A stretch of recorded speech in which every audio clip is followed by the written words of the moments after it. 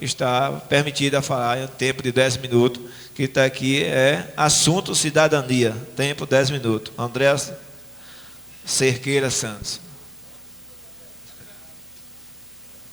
Mas é que ela não costuma que a sessão vai até mais tarde, né, André? Ela também estava numa reunião, atrasou um pouquinho, mas essa casa, ela é assim, ela é... Então, quero saudar a mesa, excelentíssimo presidente desta casa, o senhor Elias, e os demais senhores vereadores, público aqui presente, também os ouvintes da Baixa Grande FM. Então, é pela primeira vez que subo aqui na Tribuna Livre, né, para falar um pouco sobre o tema cidadania, porque nós, da Pastoral da Juventude da Igreja Católica, a gente sempre comemora nessas semanas, que agora dia 14, deu início à Semana da Cidadania, de 14 até 21. E aí eu andei pesquisando um pouquinho sobre o conceito da cidadania, que diz assim, ó, quando falamos da cidadania, logo nos vem à mente o direito à saúde, moradia, educação e cultura. Porém, a palavra originária do latim, civitas, que quer dizer cidade, foi usada na Roma Antiga para indicar a situação política de uma pessoa e os direitos que tinha ou pode exercer. Um conceito também claro, centro da Constituinte brasileira, que fala na condição do cidadão natural do país e membro do Estado, de ter direito que lhe permite participar da vida política, social e econômica. Votar, pagar impostos, viver de acordo com as leis nacionais, são algumas das obrigações que temos como cidadão. Aí diz assim, o emprego e a participação na vida econômica do país, a meu ver, né, do autor aqui, são as grandes premissas da cidadania. Por meio dela, as pessoas poderão exercer a capacidade da escolha, escolher o que for melhor para a sua saúde, para a sua moradia. E a geração de emprego é, desta forma, um dos pontos emergenciais que deve constar nos programas do governo dos candidatos eleitos. E isto em todos os níveis, municipal, estadual e federal. Aí depois ele diz assim, para o autor, a cidadania diz respeito não só à capacidade do indivíduo de exercer os seus direitos nas escolhas e nas decisões políticas, como ainda de assegurar sua total dignidade no contexto das estruturas sociais mais amplas. Deste modo, o exercício da cidadania implica autonomia, liberdade, responsável, participação na esfera política, democrática e na vida social. O cidadão deverá desenvolver atividades no sentido de lutar pela integração social, conservação do meio ambiente, jurídica, social, justiça social, solidariedade, segurança, tolerância e afirmação da sociedade civil.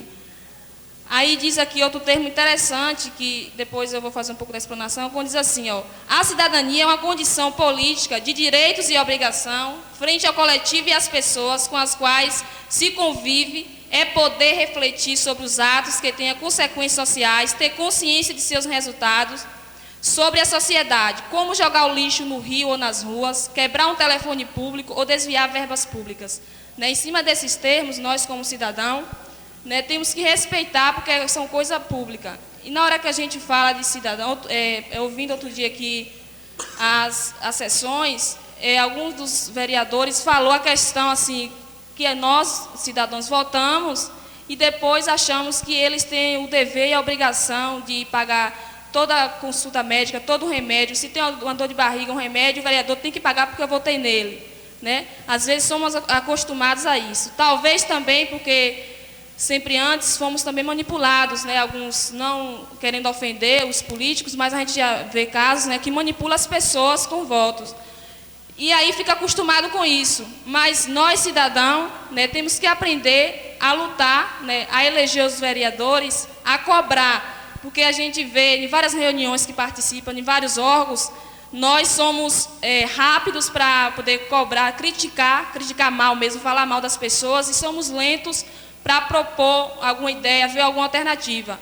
E como cidadãos, né, eu deixo aqui um recado para todos que estão me ouvindo, que a gente deve participar, propor alguma coisa aos vereadores.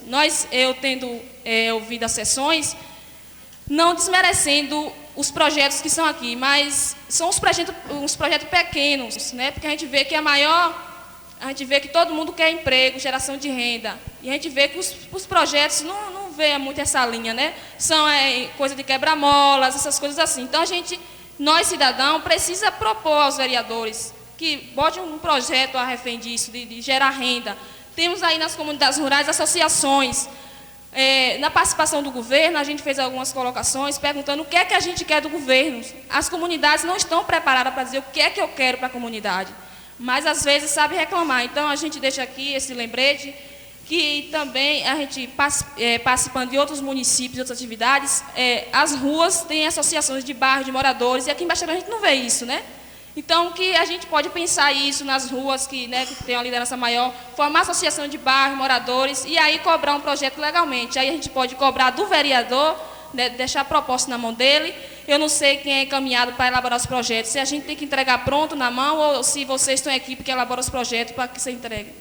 Elabora, né? Então, a gente coloca só as propostas na mão dos vereadores, e aí o nosso papel de liderança e de cidadão é cobrar que esse projeto, né, tenha um resultado, ou que for aprovado, que venha um recurso, ou que não, né?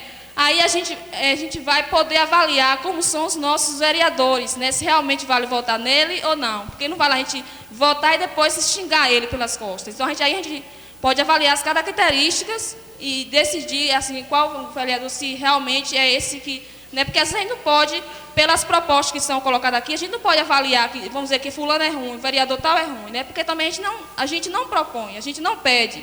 Então, vamos fazer esse exercício de cidadania propondo, em vez de criticar se ele presta ou não presta, né? Então, é isso o meu recado. Desculpa assim, o nervoso, porque é a primeira vez que eu falo. E agradeço também aqui a vez de estar aqui na tribuna falando. Obrigada.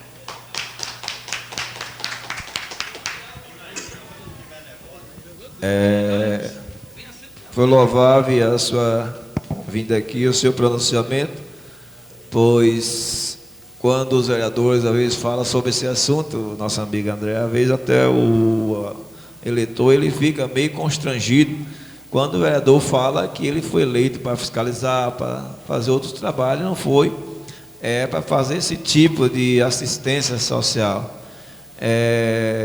Hoje a gente sabe e que a função do vereador não é essa. Enquanto os projetos que a senhora falou, os projetos eles são encaminhados com pedido da comunidade, e o vereador, qualquer vereador, ele pode se transformar em pedido de providência, em requerimento, em indicações ou em projeto de lei para ser analisado e aprovado por esta casa. Enquanto a execução, a gente sabe que é do prefeito, pois o vereador não tem verba de execução das obras. Mas é como você disse, é assim que a comunidade ela pode avaliar o trabalho de cada cidadão. E é o que você disse mesmo, às vezes o povo ainda está nesse costume, pois passou-se tempos que tinha aí, ainda não terminou aqueles políticos de que quer coagir as pessoas com o seu voto, comprando o seu voto com mais clareza, com alguma coisa, e aí fica aquelas pessoas mal acostumadas e não sabendo que aquilo está trazendo prejuízo para a sua própria pessoa, pois ele não vai dar uma quantidade suficiente para que possa matar a sua necessidade ou a necessidade do seu semelhante, e ele cobrando, ele vai ter um resultado melhor, porque ele vai cobrar uma coisa que vai trazer benefício para a sua comunidade, para a geração presente e para a geração futura. Foi muito louvável o seu pronunciamento. Essa casa aqui é do povo, e volte sempre para nos ajudar a esclarecer a sociedade, o povo menos esclarecido, o que é cidadania. Muito obrigado pela sua presença. Eu só queria, senhor presidente, lembrar a Andréia que existe algumas associações, por exemplo, Posto Brasil, Prodecol, tudo tem associações. Deve ter alguns bairros que não tem ainda, né? Mas que algumas já tem. Mas é o que ela diz, aqueles que não tiver, que se organize e faça sua associação de bairro, para que tenha força de cobrança, e procure os seus representantes, que é muito bom, sempre eu falo isso há muitos anos, desde que entrei na política, com as pessoas na localidade, nos povoados, nos bairros, que as pessoas procurem o seu representante legal daquele lugar, porque ele vai cobrar aquela pessoa, ela tem autonomia, ele tem o direito de cobrar aquela pessoa, porque eles confiaram naquelas pessoas, que não fique votando em todo mundo com conversa, trocando o seu voto, e depois ninguém é ninguém, não tem a quem a cobrar. e quando eles se reúnam, façam a sua associação, a sua comunidade, chama algum representante que eles acham que pode representar a sua comunidade e apoie cada um representante para que eles possam cobrar do seu representante naquela comunidade.